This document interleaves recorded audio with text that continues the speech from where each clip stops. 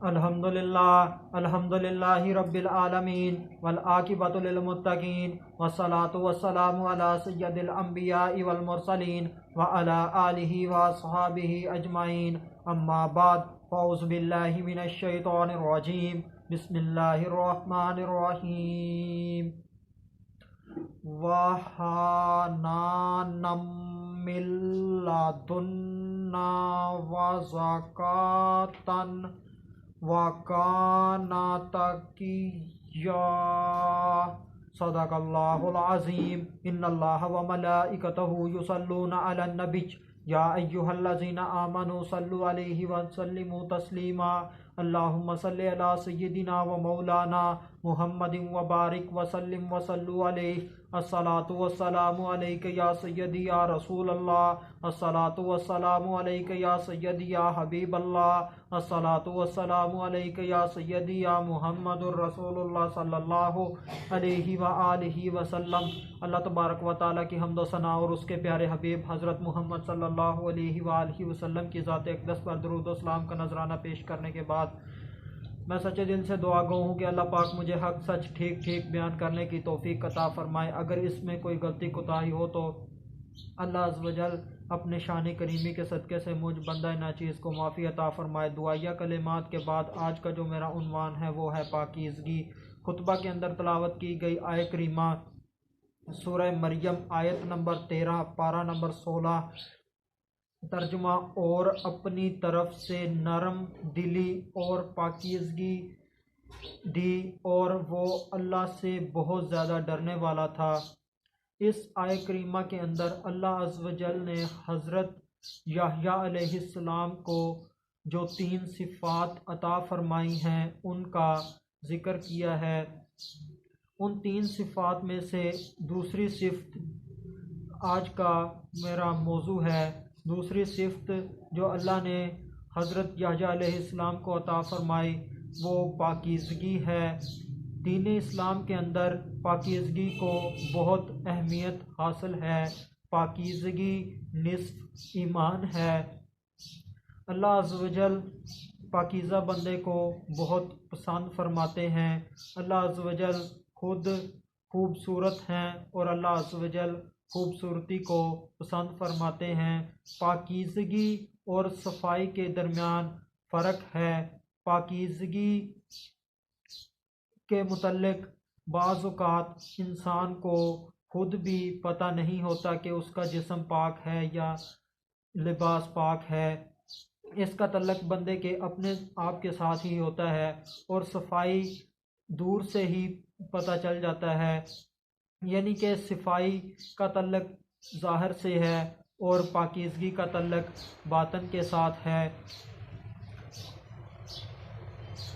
مثال کے طور پر اگر کسی آدمی پر غسل ضروری ہو جائے اور وہ غسل نہ کرے اور سفید قسم کا اچھا سا لباس پہن لے تو لوگ اسے کہیں گے کہ یہ بہت صفائی پسند آدمی ہے۔ اور دوسری جانب ایک آدمی ہے جس نے میلا سا لباس پہنا ہوا ہے مگر اس کا لباس بھی پاک ہے، جسم بھی پاک ہے، تو لوگ اسے صفائی پسند نہیں کہیں گے، اسے برا سمجھیں گے اور اسے چوڑا سا سمجھیں گے۔ اور حالانکہ جو پہلا آدمی ہے وہ اچھا نہیں ہے، دوسرا آدمی اس سے اچھا ہے کیونکہ اس کا جسم بھی پاک ہے، لباس بھی پاک ہے۔ بندے کو چاہیے کہ وہ پاکیزگی کا بھی خیال رکھے اور صفائی کا بھی خیال رکھے، یعنی کہ اس کا جسم بھی پاک ہو اور اس کا لباس بھی پاک ہو، اس کا لباس اور جسم صاف بھی ہو۔ تو اللہ عز و جل ایسے بندے کو بہت پسند فرماتے ہیں جس نے ظاہری اور باطنی دونوں قسم کی صفائی اور پاکیزگی اختیار کی ہوئی ہو۔ ایسے نہ ہو کہ لباس کے خفیہ مقام پر نجاست کے قطرے لگے ہوئے ہوں اور اس نے سفید قسم کا اعلیٰ سا لباس پہنا ہوا ہو، خوب تیل کنگھی کی ہوئی ہو، لوگوں کو اچھا نظر آ رہا ہو تو لوگ اسے اچھا سمجھیں گے، حالانکہ یہ درست نہیں ہے۔ قرآن مجید کے اندر لباس کو پاک رکھنے کا حکم دیا گیا ہے۔ پاک صاف رہنا میرے نبی کریم صلی اللہ علیہ وآلہ وسلم کی سنت ہے۔ میرے نبی صلی اللہ علیہ وآلہ وسلم تو ایسے پاک صاف ہیں جن کے اوپر کبھی مکھی بھی نہیں بیٹھی۔ لباس چاہے پرانا ہی ہو مگر وہ پاک ہو، دھلا ہوا ہو، صاف ستھرا ہو تو وہ بہتر ہے۔ جسم پر بھی میل کچیل نہ ہو، جسم پاک صاف ہو، اس نے پاکی حاصل کی ہوئی ہو۔ جب جسم اور لباس دونوں پاک ہوں گے تو اللہ عز و جل ایسے بندے کو پسند فرماتے ہیں۔ یہ جو پیچھے باتیں ہوئیں یہ تو ظاہری صفائی کی تھی، ظاہری پاکیزگی کی تھیں، اور اب جو باتیں ہوں گی وہ باطنی پاکیزگی کی ہوں گی۔ باطنی پاکیزگی دل کی پاکیزگی ہے۔ جیسے جسم اور لباس ناپاک ہو جاتے ہیں، میلے ہو جاتے ہیں، اسی طرح دل بھی میلا ہو جاتا ہے اور ناپاک بھی ہو جاتا ہے۔ بندے کا دل میلا کیسے ہوتا ہے؟ بندے کا دل میلا ایسے ہوتا ہے جب بندے کے گناہ بہت زیادہ بڑھ جاتے ہیں تو اس کا دل میلا ہو جاتا ہے۔ بالکل اسی طرح جیسے ایک آدمی ایک ہی لباس کو پورا ہفتہ پہنا رہے تو اس کا لباس ہر آنے والے دن میں مزید سے مزید تر میلا ہوتا چلا جاتا ہے۔ اسی طرح جیسے جیسے بندے کے گناہ بڑھتے چلے جاتے ہیں بندے کا دل میلے سے میلا ہوتا چلا جاتا ہے۔ جیسے لباس کو پاک کرنے کے لیے اسے دھویا جاتا ہے تب ہی وہ پاک ہوتا ہے۔ یاد رہے کہ صرف لباس کو یا کپڑے کو دھونے سے وہ پاک نہیں ہوتا، بلکہ اس کو جب تک اس طریقہ سے نہ دھویا جائے جو شریعت نے ہمیں بتایا ہے تب تک وہ پاک نہیں ہوتا۔ اگر ایسا کرتے ہیں تو وہ کپڑا تو دھل جائے گا مگر وہ پاک نہیں ہوگا۔ لہٰذا ہمیں شریعت کو فالو کرنا چاہیے۔ شریعت نے جو طریقہ مقرر کیا ہے کپڑے کو پاک کرنے کا ویسے ہی کپڑے کو پاک کیا جائے۔ اور جسم کو پاک کرنے کے لیے سب سے پہلے نجاست کو دور کیا جاتا ہے، طہارت کی جاتی ہے، وضو کیا جاتا ہے، غسل کیا جاتا ہے۔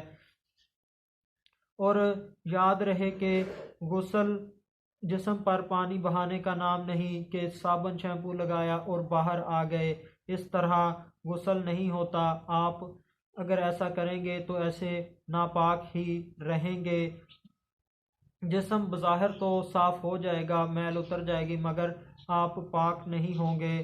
اسلام وہ پیارا مذہب ہے جس نے اپنے ماننے والوں کو ہر چیز سکھائی ہے، ہر چیز کے متعلق بتایا ہے۔ شریعت اسلام کے اندر غسل کا مکمل طریقہ موجود ہے۔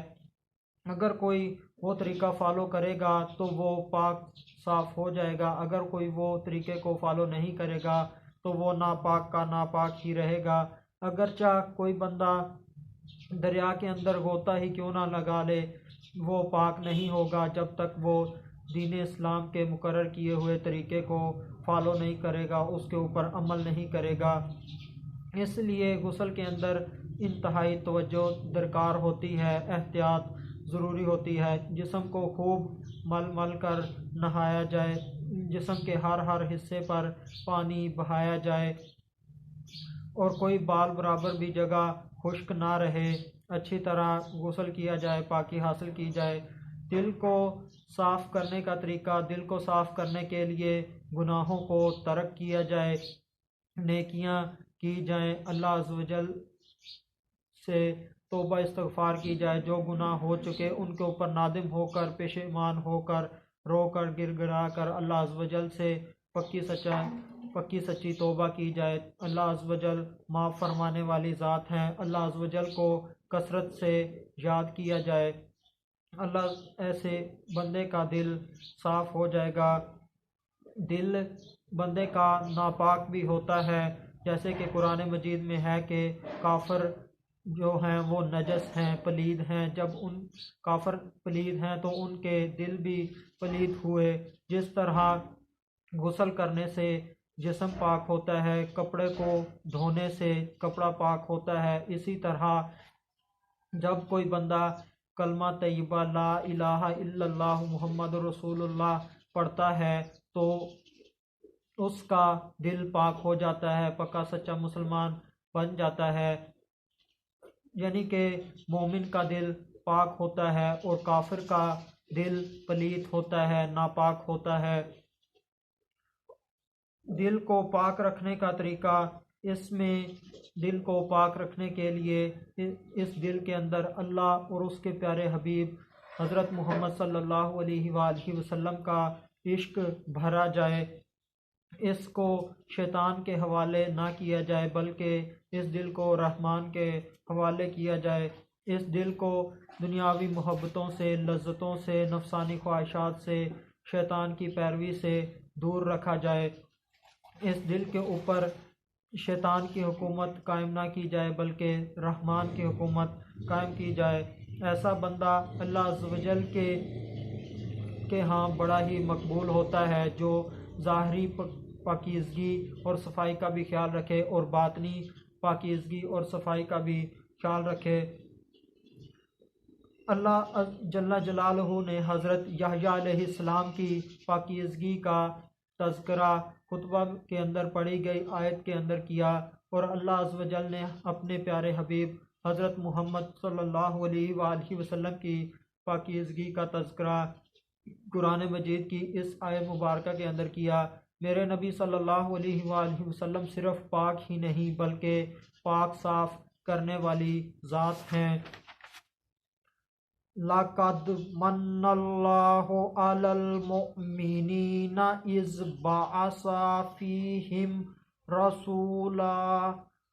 رَسُولًا مِّنْ أَنفُسِهِمْ يَتْلُو عَلَيْهِمْ آيَاتِهِ وَيُزَكِّيهِمْ وَيُعَلِّمُهُمُ الْكِتَابَ وَالْحِكْمَةَ وَإِنْ كَانُوا مِنْ قَبْلُ لَفِي ضَلَالٍ مُبِينٍ۔ سورہ آل عمران آیت نمبر 164۔